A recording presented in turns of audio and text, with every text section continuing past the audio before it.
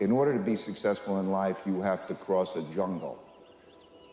Or you can stay on the other side of the jungle and not cross the jungle. But if you choose to cross the jungle has all sorts of things that can do you harm and bite you and everything along those lines. And so the best way to do that is to go into that with people who can see things differently and watch themselves and struggle to make it to the other side. And then what I've discovered along the way is that it's always a struggle, and I enjoy being in the jungle. My unflagging belief in one simple thing: I can learn anything.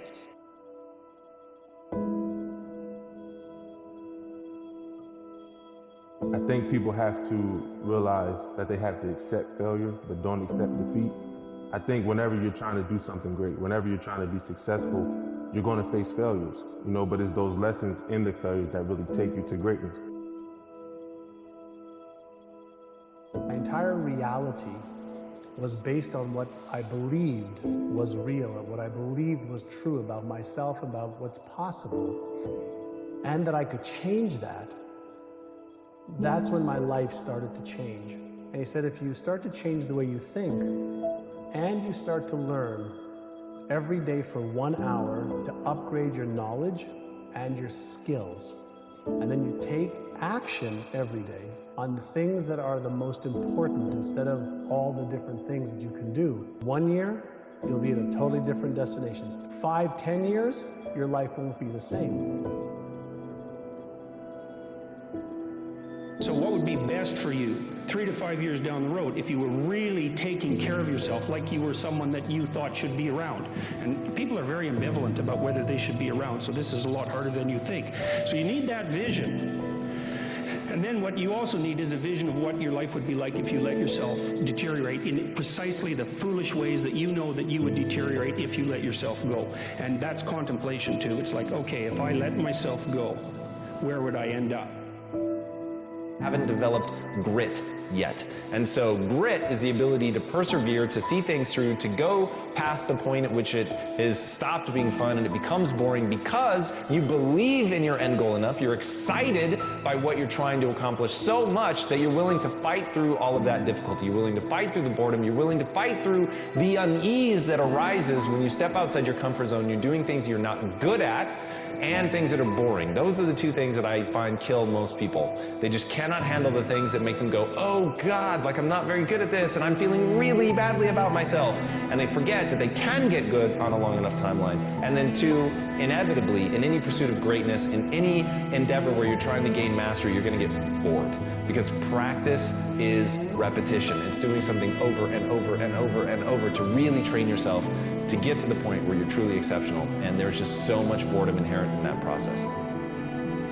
Primarily, we learn the most about ourselves and others when we're uncomfortable. Because the moment you move into that uncomfortable state, normally a program jumps in. When that program jumps in, it's because the person doesn't want to be in the present moment and engage it consciously. That is what starts the process of change. And so we have to unlearn before we relearn. We have to break the habit of the old self before we reinvent the new self. We have to unmemorize emotions that are stored in the body, then recondition the body to a new mind and to a new emotion. Progress to just keep getting better. Little incremental gains every day, every week, every month, every quarter. And even when you move backwards a couple of steps, what's the progress that you made in what you learned?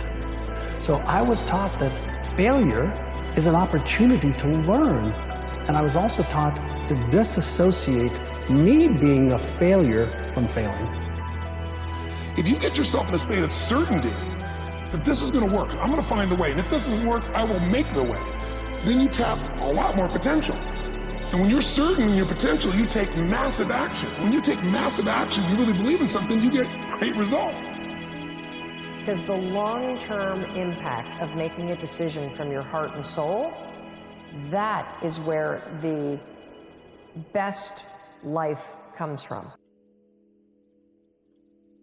The little voice in the back of your head that says it matters, it sees those outcomes down into the future, and it's telling you that it matters. And if you would like the positive outcome over the negative outcome, which is, like I said, your constant choice, you bloody well better sit down and do what you're supposed to.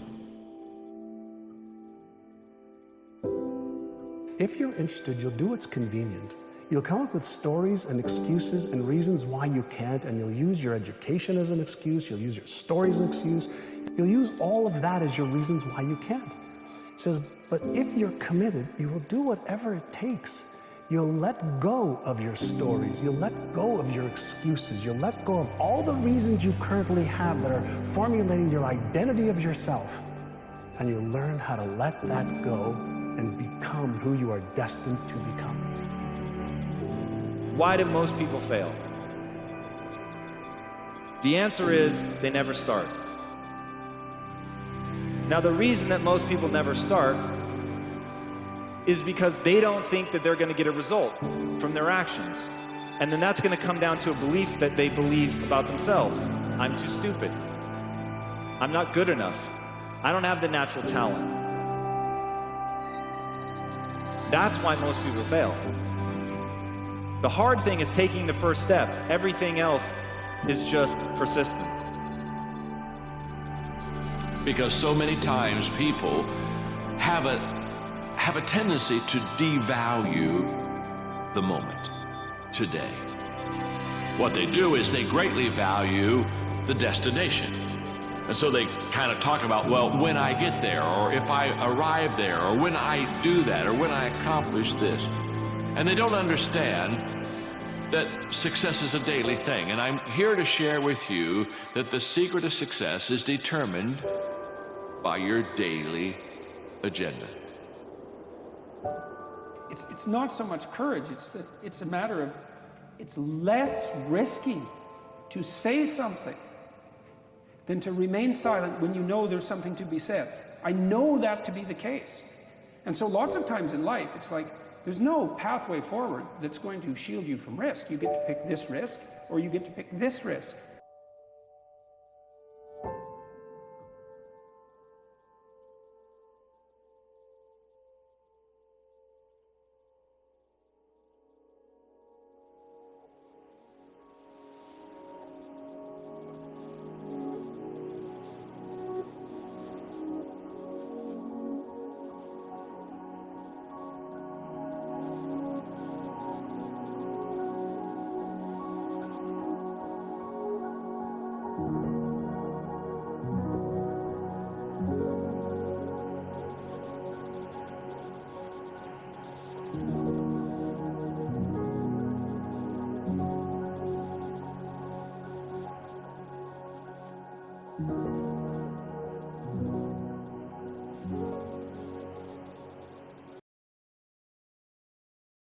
By now you should have at least blown. It's funny, I'm mad famous for being unknown.